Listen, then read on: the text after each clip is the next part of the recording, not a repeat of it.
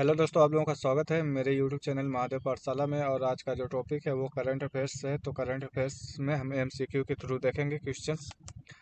Question ये है कि दिसंबर 2025 में किस भारतीय फिल्म को 98वें ऑस्कर अवार्ड, कि कौन सा अवार्ड, ऑस्कर अवार्ड की सर्वश्रेष्ठ फीचर फिल्म श्रेणी के लिए नामित किया गया है।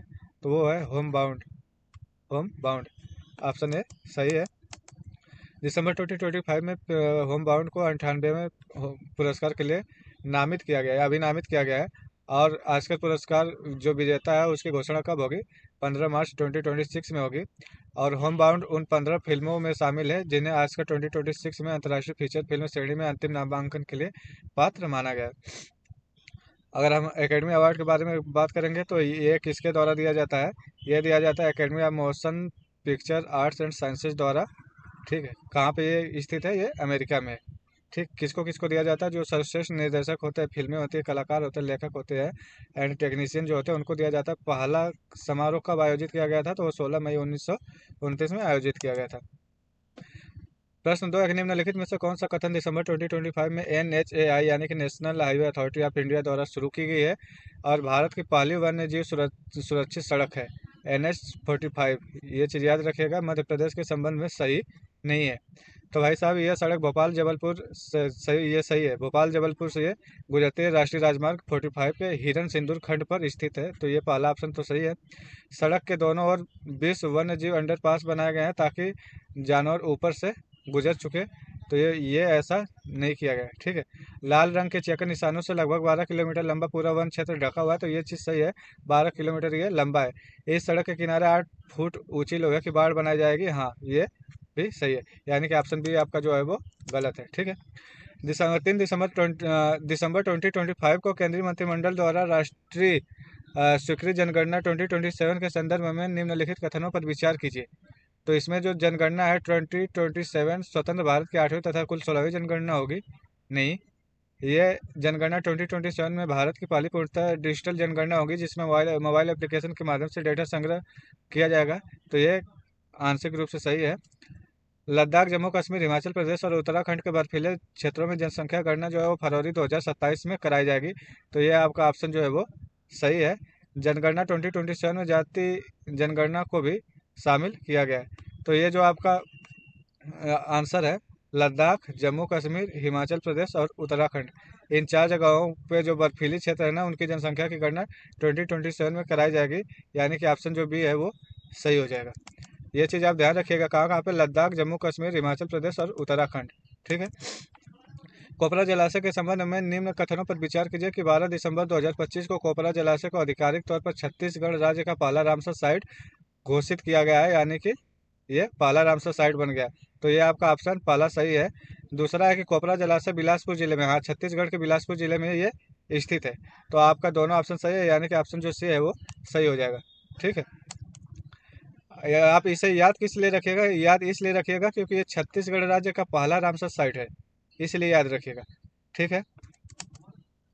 निम्नलिखित कथनों पर विचार करना है कि पहला क्वेश्चन है कि 10 दिसंबर 2025 को, पहला ऑप्शन है कि 10 दिसंबर 2025 को दीपावली यूनेस्को की मानवता की अमूर्त सांस्कृतिक विरासत, अमूर्त मतलब होता है जिसकी कोई मूर्त न हो, सांस्कृतिक विरासत सूची में शामिल हुआ।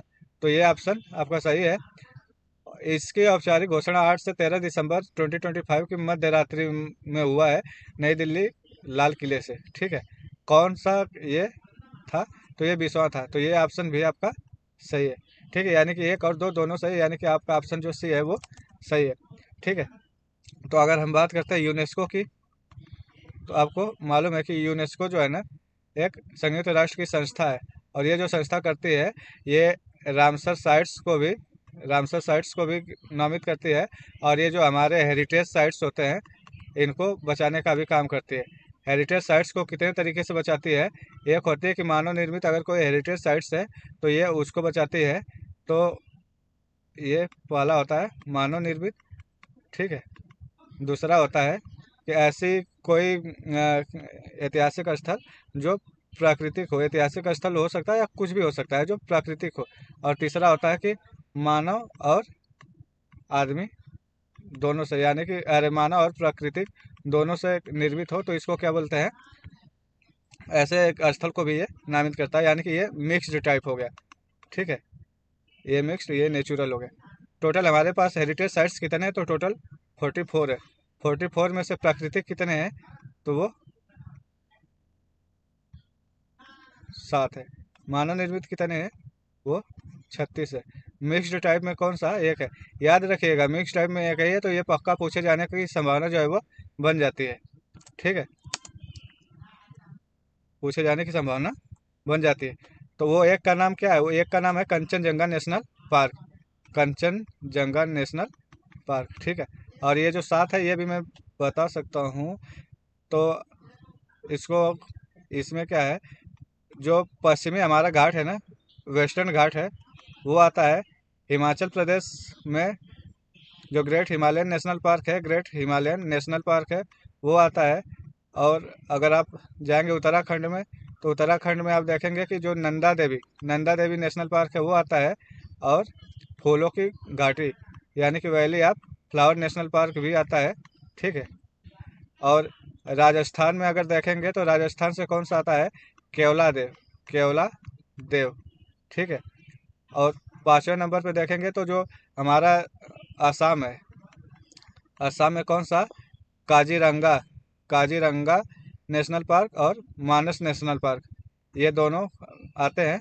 और लास्ट वाला जो है वो वेस्ट बंगाल का जो सुंदरबन डेल्टा है, सुंदरबन डेल्टा है, मतलब डेल्टा नहीं, सुंदरबन जो नेशनल पार्क है, ये आता है आपका 7 में। अगर 36 में मानव निर्मित जो वर्ल्ड हेरिटेज साइट्स की बात करेंगे, तो इसमें कौन है, लास्ट वाला जो है ना, वो जो मराठा का जो किला है, उसको अभी हाल ही में शामिल किया गया। तो ये चीज़ें आप ध्यान रखिए। ठीक है। तो यहाँ आप ये देख सकते हैं कि जो ये है 16वां बना है, 16वां अमूर्त सांस्कृतिक विरासत बना है। तो ये चीज़ ध्यान रखिएगा, यानी कि 15 ऑलरेडी थे, 16वां ये अभी हाल ही में बना है। और ये 2024 और 25 के लिए है। अमूर्त सांस्कृतिक विरासत की सुरक्षा के लिए यूनेस्को ने 17 अक्टूबर 2003 में क्या किया था, 32वां जनरल कॉन्फ्रेंस इनका हुआ था। किसका हुआ था, यूनेस्को का एक कॉन्फ्रेंस हुआ था 2003 में। कि कौन सा जनरल कॉन्फ्रेंस, उसमें ये डिसाइड किया गया था कि वो जो अमूर्त सांस्कृतिक विरासत होता है, उनका भी ये लोग क्या करेंगे, संरक्षण करेंगे। तो ये चीज़ याद रखिएगा। हुआ कहाँ था, पेरिस में हुआ था। ठीक है।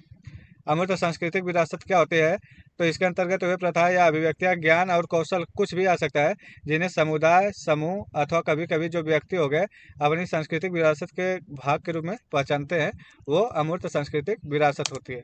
ठीक है। ये आपका टोटल मैंने दे दिया कि ये यहाँ पे है। गुजरात का जो गरबा नृत्य है वो भी है। कोलकाता का दुर्गा पूजा हो गया, कुंभ मेला हो गया, योग वर्ष हो गया, नवरोज हो गया। ये सब चीज़ें आपका कहाँ पे है, अमूर्त सांस्कृतिक विरासत में। ठीक है। स्वास्थ्य सुरक्षा से राष्ट्रीय सुरक्षा उपकर विधेयक 2025 के संबंध में निम्नलिखित में से कौन सा कथन सही नहीं है। तो उपकर पान मसाला एवं केंद्र सरकार द्वारा अधिसूचित अन्य वस्तुओं पर लगाया जाएगा। तो ये आपका ऑप्शन बिल्कुल सही है। उपकर से प्राप्त राशि का उपयोग केवल राष्ट्रीय सुरक्षा उद्देश्यों पर किया जाएगा। तो ये ऑप्शन आपका गलत है। केवल राष्ट्रीय सुरक्षा उद्देश्य पर नहीं किया जाएगा, बल्कि जो सार्वजनिक जो स्वास्थ्य है, इसकी सुरक्षा पर भी लगाया जाएगा। पूर्णतः मैनुअल उत्पादन की स्थिति में एक कारखाने पर 11 लाख रुपए मासिक उपकर का प्रावधान है। तो ये ऑप्शन सही है। और 1 करोड़ रुपए से अधिक की कर चोरी के मामले में कारावास का प्रावधान है। तो ये ऑप्शन भी आपका सही है। ठीक है। ये इसके बारे में देखिए, यहाँ पे दिया है ना कि सार्वजनिक स्वास्थ्य और राष्ट्रीय सुरक्षा दोनों पर व्यय किया जाएगा। और ये पान मसाला और केंद्र सरकार द्वारा अधिसूचित किसी भी अन्य वस्तु के उत्पादन पर उपकर लगाने का ये प्रस्ताव इस विधेयक में है। नीचे दिए गए कथनों में से कौन सा तथ्य सही नहीं है, तो दिया है कि जो गलवान युद्ध, ये स्मारक विश्व का सबसे ऊंचा है। तो ये आपका बिल्कुल सही है। यह स्मारक दुर्बुक श्योक दौलत बेग ओल्डी रोड पर स्थित जो KM 120 पोस्ट है, वहाँ पर बनाया गया है। और स्मारक का डिजाइन अशोक स्तंभ से प्रेरित नहीं है, इससे प्रेरित नहीं है, बिल्कुल भी नहीं है। ये किससे प्रेरित है, जो हमारी गलवान घाटी वाली घटना हुई थी ना 15 जून 2020 में, तो वहाँ पे जो हमारे फौजी भाई ने अदम्य साहस दिखाया था, तो ये उनसे प्रेरित है।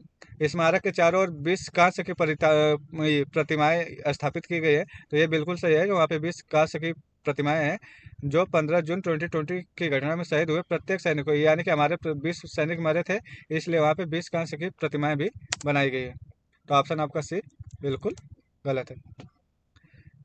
8 दिसंबर 2025 को रक्षा मंत्री, ये देख लीजिए, ये लद्दाख जो गलवान युद्ध स्मारक है ये लद्दाख में स्थित है। ये सवाल आपसे पूछा जा सकता है, या फिर पूरे वर्ल्ड में सबसे जो बड़ा है वो कौन सा है, तो ये गलवान युद्ध स्मारक है। ठीक है, ये सबसे ऊंचा है, ये चीज़ आप याद रखिएगा। ये कहाँ पर स्थित है, शेख दौलत बेग ओल्डी के पास, जो KM 120 है, वहाँ पे स्थित है। और ये किस लिए हुआ था, 15 जून को जो गलवान घाटी का घटना हुआ था, उसमें जो हमारे वीर भाई थे उनके सम्मान को ये दिखाने के लिए यहाँ पे 20 कांच की प्रतिमाएं स्थित है। ठीक है, ये आपका गलवान घाटी युद्ध स्मारक है। दिया कि दिसंबर 2025 में किस राज्य ने विशेष गहन पुनरीक्षण 2026 स्पेशल इंटेंसिव, यानी कि जिसे SIR कहते हैं, कार्यक्रम के तहत 100% मतदाता सूची का डिजिटलीकरण कर देश का पहला राज्य बन गया है, तो वो भाई साहब है राजस्थान। ठीक है, 1 से 9 दिसंबर 2025 के मध्य सरस आजीविका फूड फेस्टिवल 2025 कहाँ आयोजित किया गया है, तो ये आपका नई दिल्ली में आयोजित किया गया है। 29 अक्टूबर 2025 को राष्ट्रपति द्रौपदी मुर्मू ने किस वायु स्टेशन से राफेल लड़ाकू विमान में उड़ान भरा था, तो वो अंबाला में भरा था। और ये अंबाला कहाँ पे है, ये हरियाणा में। ठीक है, हरियाणा में एयर स्टेशन है। और ये दो बार फाइटर प्लेन में चढ़ने वाली पहली राष्ट्रपति भी बन गई है। ठीक है, देश की पहली राष्ट्रपति बन गई है। और इसका जो ग्रुप कैप्टन था वो कौन था, अमित ज्ञानी। 21 अक्टूबर 2025 को गोवर्धन असरानी का निधन हो गया। ये कौन थे, तो इनको तो आप सभी लोग जानते हैं, ये अभिनेता थे जो एक कॉमेडी बहुत अच्छा करते थे। ठीक है, ऑप्शन सी। अक्टूबर 2025 में किस उच्च न्यायालय की जज न्यायमूर्ति प्रतिभा M सिंह को विश्व बौद्धिक संपदा यानी कि विपो के न्यायाधीशों के सलाहकार, विपो का जो न्यायाधीश होते हैं उनके सलाहकार के रूप में नियुक्त किया गया है, तो ये दिल्ली उच्च न्यायालय की ये जज थी। ठीक है, ये हो गया।